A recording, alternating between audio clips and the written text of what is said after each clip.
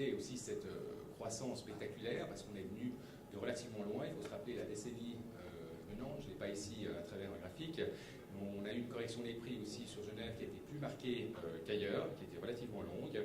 Et puis alors aujourd'hui, cette croissance des prix représente une croissance annuelle moyenne pour ces 10 dernières années de l'ordre de 10 à 15% en moyenne. Ça fait à peu près un multiple de 2,5, voire même 3 pour certains types de biens sur Genève.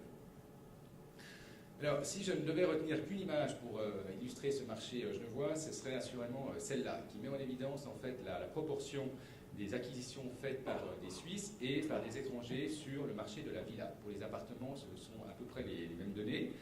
Ce sont des données qui s'arrêtent en 2010, je m'en excuse, mais l'OCSTAT produit effectivement ces statistiques avec une année de retard, mais elles ont le mérite d'être très complètes. Et là, c'est intéressant effectivement de voir justement cette évolution des proportions. Donc on voit cette courbe bleu clair et cette courbe bleu foncé, et on voit qu'au fil des ans, les étrangers ont pris effectivement une part prépondérante sur ce marché, quelque part un peu au détriment des Suisses, avec une proportion aujourd'hui qui est pratiquement équitable au niveau de ces deux catégories, à raison de 50% pour les Suisses et 50% pour les étrangers. Donc les étrangers ont fortement contribué au marché immobilier résidentiel genevois.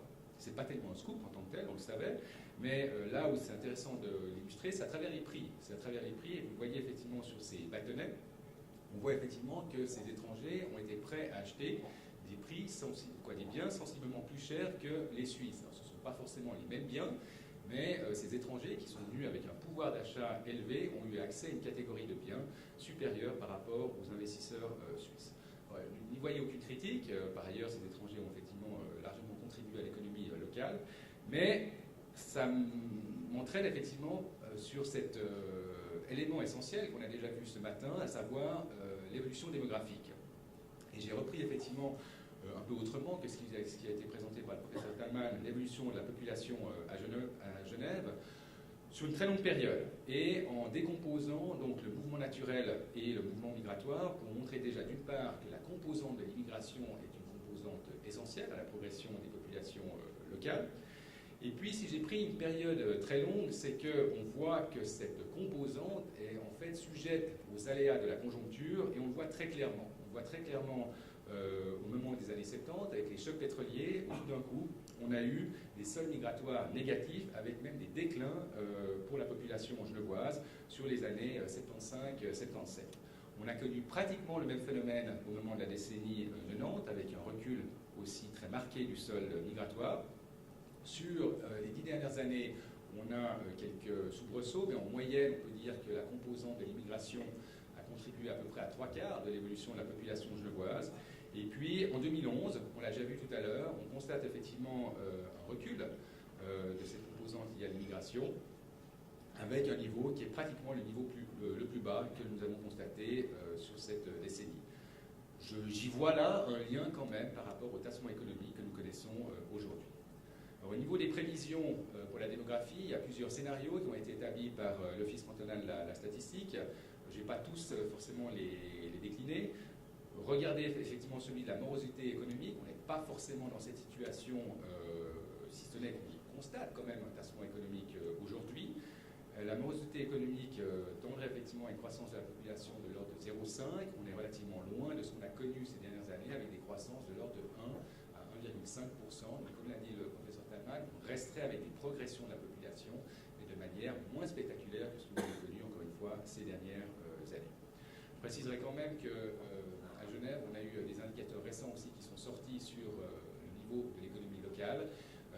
Et on dit que techniquement, nous sommes dans une récession, car nous avons eu sur 2 trimestres consécutifs un recul du PIB quand même sensible et marqué. Alors, ça ne va pas forcément perdurer, mais quand même, ce tassement, nous le ressentons assez bien. Et encore une fois, à travers ces évolutions démographiques, on a cette réponse aussi par rapport à la situation économique locale. Maintenant, je mets en évidence d'autres indicateurs économiques en relation avec les prix. Donc ici, vous avez l'évolution des prix suisses pour le résidentiel, toujours, avec l'évolution du PIB. Et on voit effectivement que ces courbes sont parfaitement synchrones. C'est assez normal, on va dire qu'il y a une forme d'adéquation avec la création de richesse qui a participé dans une proportion équitable à la valorisation des biens immobiliers. Sur l'arc lémanique et à Genève en particulier, on voit que là, on a des courbes qui sont totalement asynchrones. On a une performance des prix d'immobilier qui est 2 fois supérieure à celle de l'indicateur du PIB. Sur une courte période, on peut l'entendre. Sur une longue période, 10 ans, c'est relativement long, on peut parler effectivement d'anomalie économique. Si on prend une autre relation, cette fois les prix avec les revenus, j'ai pris le graphique du Crédit Suisse, on voit effectivement que là aussi on a un écart conséquent entre l'évolution des prix et puis les revenus qui sont restés relativement stables sur là une période encore plus longue, il y a à peu près 20 ans. Et cet écart laisse effectivement présager qu'il y a eu en fait une perte du pouvoir d'achat potentiel des acquéreurs potentiels. Alors celui-ci a été quelque part un peu relativisé, je dirais même compensé par des taux hypothécaires relativement bas, mais tout de même la différence est très marquée. Et puis alors, dernier graphique que je vous montrerai très rapidement, c'est l'évolution des transactions à Genève. Ici j'ai pris les appartements, j'aurais pu prendre les villas, on a à peu près le même volume, à peu près donc un volume de l'ordre de 1 milliard par année. Pour les appartements anciens, je dirais un mot après sur les appartements neufs qui répondent à un marché un peu particulier.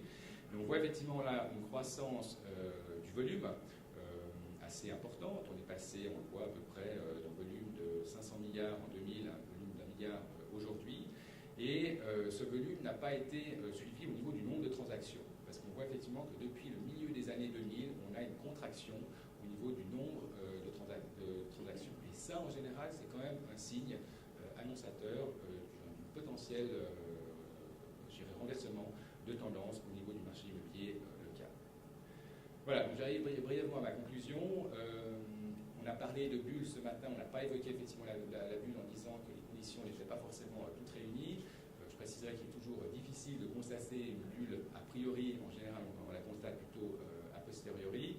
Ce serait vraiment le scénario du pire parce que l'économie genevoise et l'économie lémanique a mis 10 ans pour se remettre effectivement de la bulle qui avait éclaté à la fin des années 80. Donc une bulle, pas forcément, mais pour le moins un climat de surchauffe au regard de ces indicateurs économiques.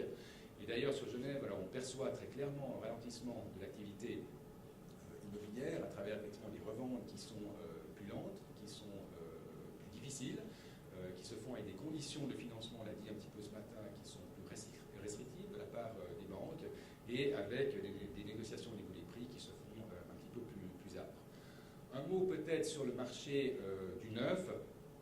C'est un marché, il faut le savoir, qui est pratiquement un marché contrôlé à Genève. Vous le savez peut-être, la plupart des terrains disponibles sur lesquels on peut construire se situent en zone de développement. Et la zone de développement donne en fait un contrôle à l'État au niveau du plan financier pour les éléments du prix de revient, que ce soit le foncier ou les prix de construction, et puis après au niveau de l'exploitation pour les loyers, et puis au niveau des prix de vente.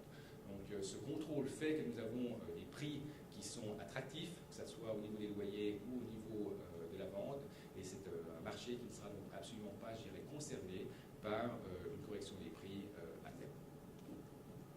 Merci beaucoup. Bulle, surchauffe, on aura le temps d'en parler tout à l'heure.